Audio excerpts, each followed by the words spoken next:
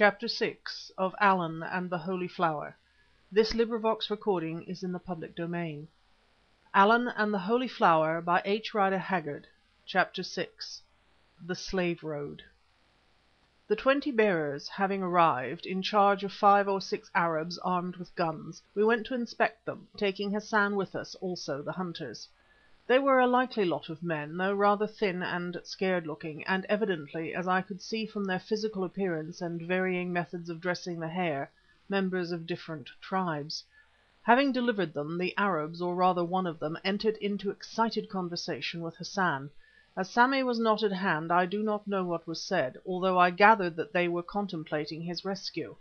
If so, they gave up the idea and began to run away as their companions had done.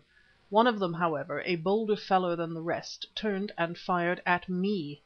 He missed by some yards, as I could tell from the sing of the bullet, for these Arabs are execrable shots. Still, his attempt at murder irritated me so much that I determined he should not go scot-free. I was carrying the little rifle called Intombi, that with which, as Hans had reminded me, I shot the vulture at Dingaan's kraal many years before. Of course, I could have killed the man, but this I did not wish to do. Or I could have shot him through the leg, but then we should have had to nurse him or leave him to die.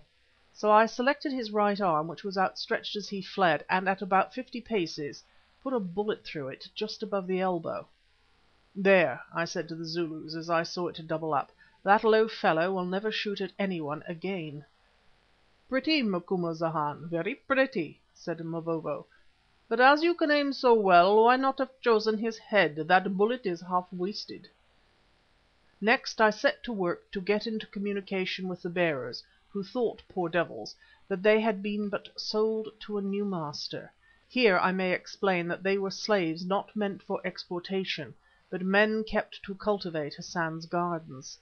Fortunately I found that 2 of them belonged to the Mazitu people, who, it may be remembered, are the same blood as the Zulus, although they separated from the parent stock generations ago. These men talked a dialect that I could understand, though at first not very easily. The foundation of it was Zulu, but it had become much mixed with the languages of other tribes whose women the Mazitu had taken to wife. Also there was a man who could speak some bastard Arabic sufficiently well for Sammy to converse with him. I asked the Mazitus if they knew of the way back to their country. They answered yes, but it was far off, a full month's journey. I told them that if they would guide us thither they should receive their freedom and good pay, adding that if the other men served us well, they also should be set free when we had done with them.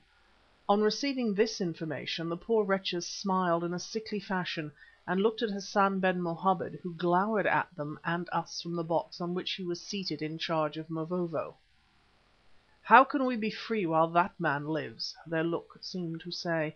As though to confirm their doubts, Hassan, who understood or guessed what was passing, asked by what right we were promising freedom to his slaves. "By right of that," I answered, pointing to the Union Jack which Stephen still had in his hand. "Also we will pay you for them when we return, according as they have served us."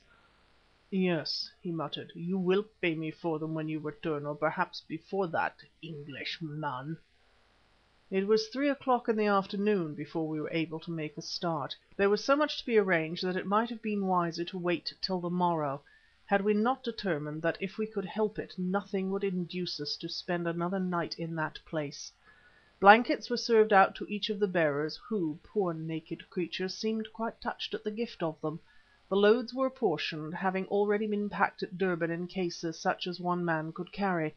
The pack saddles were put upon the 4 donkeys, which proved to be none the worse for their journey, and burdens to a weight of about 100 pounds each fixed on them in waterproof hide bags, besides cooking calabashes and sleeping mats, which Hans produced from somewhere. Probably he stole them out of the deserted village, but as they were necessary to us, I confess I asked no questions. Lastly, 6 or 8 goats which were wandering about were captured to take with us for food till we could find game. For these I offered to pay Hassan, but when I handed him the money he threw it down in a rage, so I picked it up and put it in my pocket again with a clear conscience. At length everything was more or less ready, and the question arose as to what was to be done with Hassan. The Zulus, like Hans, wished to kill him, as Sammy explained to him in his best Arabic. Then this murderous fellow showed what a coward he was at heart. He flung himself upon his knees, he wept, he invoked us in the name of the compassionate Allah, who, he explained, was after all the same God that we worshipped, till Mavovo, growing impatient of the noise, threatened him with his kerrie, whereupon he became silent. The easy-natured Stephen was for letting him go, a plan that seemed to have advantages, for then at least we should be rid of his abominable company. After reflection, however, I decided that we had better take him along with us, at any rate for a day or so, to hold us hostage in case the Arabs should follow and attack us. At first he refused to stir, but the assegai of one of the Zulu hunters, pressed gently against what remained of his robe, furnished an argument that he could not resist. At length we were off. I with the 2 guides went ahead, then came the bearers, then half of the hunters, then the 4 donkeys in charge of Hans and Sammy, then Hassan and the rest of the hunters, except Mavovo, who brought up the rear with Stephen. Needless to say, all our rifles were loaded, and generally we were prepared for any emergency. The only path, that which the guide said we must follow, ran by the seashore for a few hundred yards, and then turned inland through Hassan's village where he lived, for it seemed that the old mission house was not used by him. As we marched along a little rocky cliff, it was not more than 10 feet high, where a deep water channel, perhaps 50 yards in breadth, separated the mainland from the island whence the slaves had been loaded on to the Maria, some difficulty arose about the donkeys. One of these slipped its load, and another began to buck and evinced an inclination to leap into the sea with its precious burden. The rear guard of hunters ran to get hold of it, when suddenly there was a splash. "The brute's in," I thought to myself, till a shout told me that not the ass but Hassan had departed over the cliff's edge. Watching his opportunity, and being, it was clear, a first-rate swimmer, he had flung himself backwards in the midst of the confusion, and falling into deep water promptly dived. About 20 yards from the shore he came up for a moment, then dived again, heading for the island. I dare say I could have potted him through the head with a snapshot, but somehow I did not like to kill a man swimming for his life as though he were a hippopotamus or a crocodile. Moreover, the boldness of the manoeuvre appealed to me. So I refrained from firing and called to the others to do likewise. As our late host approached the shore of the island, I saw Arabs running down the rocks to help him out of the water. Either they had not left the place, or had reoccupied it as soon as HMS Crocodile had vanished with her prize. As it was clear that to recapture Hassan would involve an attack upon the garrison of the island which we were in no position to carry out, I gave orders for the march to be resumed. These, the difficulty with the donkey having been overcome, were obeyed at once. It was fortunate that we did not delay, for scarcely had the caravan got into motion when the Arabs on the island began to fire at us. Luckily no one was hit, and we were soon round a point and under cover. Also their shooting was as bad as usual. One missile, however, it was a pot-leg, struck a donkey load and smashed a bottle of good brandy and a tin of preserved butter. This made me angry, so motioning to the others to proceed, I took shelter behind a tree and waited till a torn and dirty turban, which I recognized as that of Hassan, poked up above a rock.